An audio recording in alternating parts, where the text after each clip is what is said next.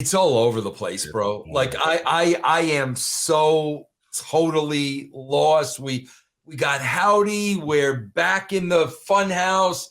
We got Alexa Bliss. Then we got this new character with it is so all over the place.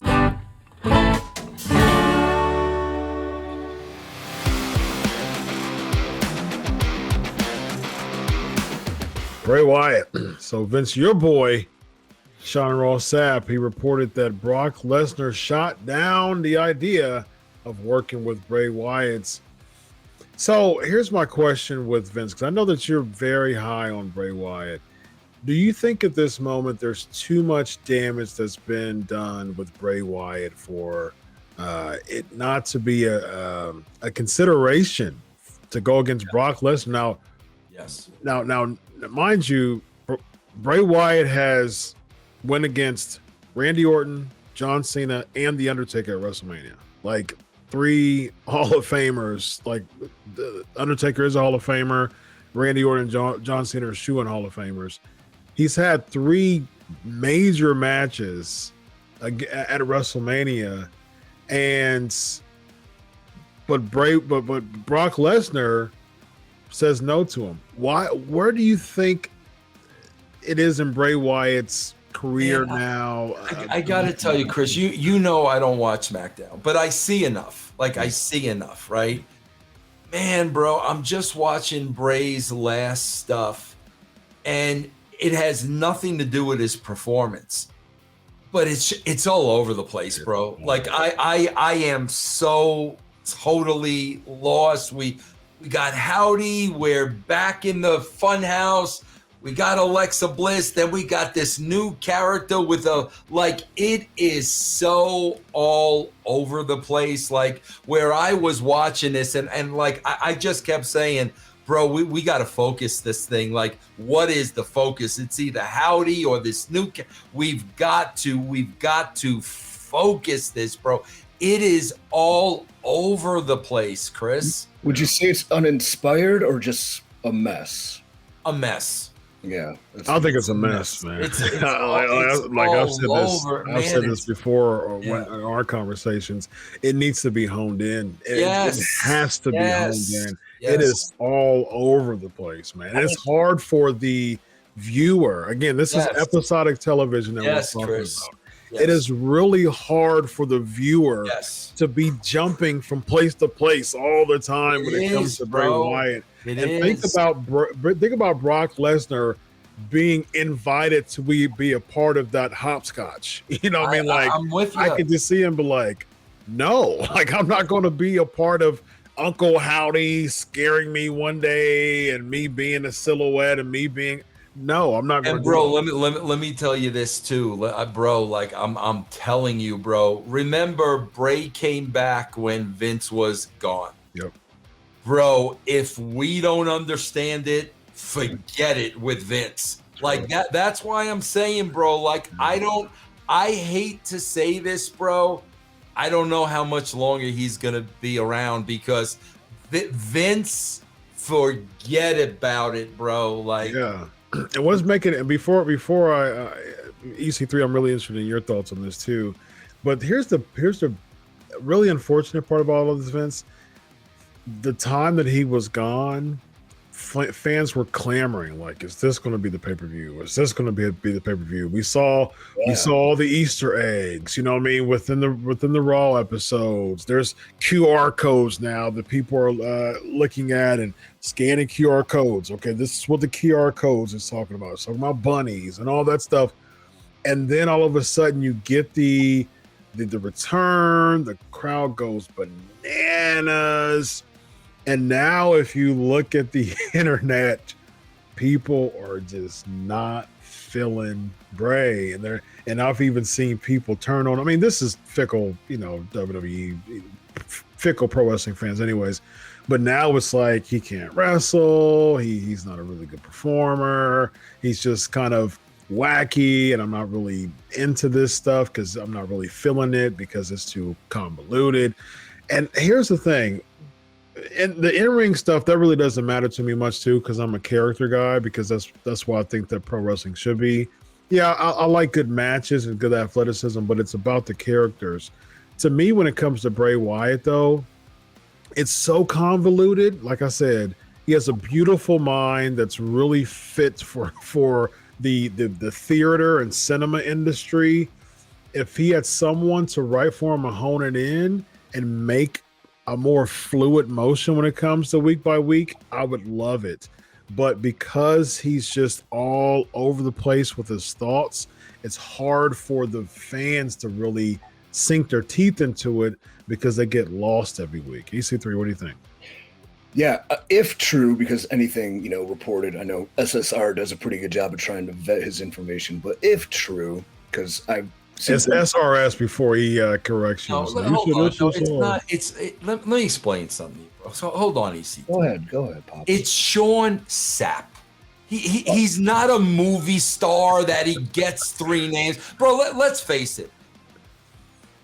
Sean Sapp, the kids at elementary school had a field day with that. He can't be David Allen Greer. Yeah, no, he's not a movie star, bro. He's not a celebrity. It's Sean Sapp. Don't fall into the 3-name trap, bro. Do I come on here? Am I Vincent James Russo? There you bro? go. Yeah. Is that what I'm going to start going by now? Sean Sapp. Okay. Go ahead. BJR. If SSR's reporting is accurate, it is unfortunate, but maybe Brock just doesn't see the value of a story, and there's, he doesn't understand it himself. So what is there to do with it? It's unfortunate because Bray's comeback was so well thought out and developed and put together. It was almost as though somebody outside of the WWE bubble was responsible for pushing those unique things and intricate things to deliver a giant response. I think one issue with a character like Bray and his depth and, foresight is that he's an attraction more than something that you see every week. When you're delivering A+ material, and you're there every week, you're running out of things real fast, especially when you're unique and you're trying to exist in a reality, but at the same time, there is some supernatural elements. Like there's only so much to do that perhaps he would have been better portrayed as an attraction that you don't see often. So not every week you have this and that and that. And we need something, we can do this and just kind of, throwing darts at a creative board and this is what we'll do. Again, like sometimes that clean slate is the best thing that can happen for somebody. So maybe the release to that return was the best thing that could have happened for him. But perhaps Vince coming back and not understanding it and being forced to play under that banner, it just won't work. You know what it is too, bro? Because you got to understand, man. I worked with Kane and Taker in their heyday. Bro, you got to understand, even though these characters are monsters and mystical and all that stuff, okay? Bro, you still got to keep it within the context of wrestling.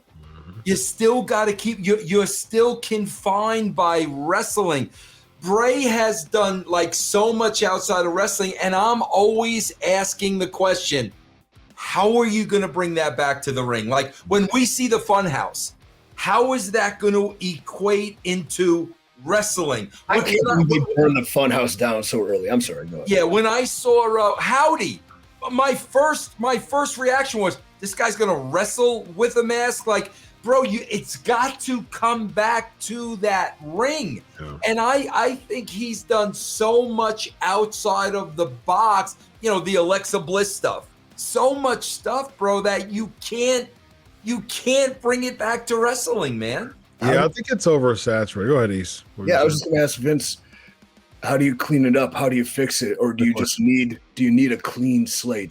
Bro, I think you really need to simplify it at this point. Like, let's really what is the angle?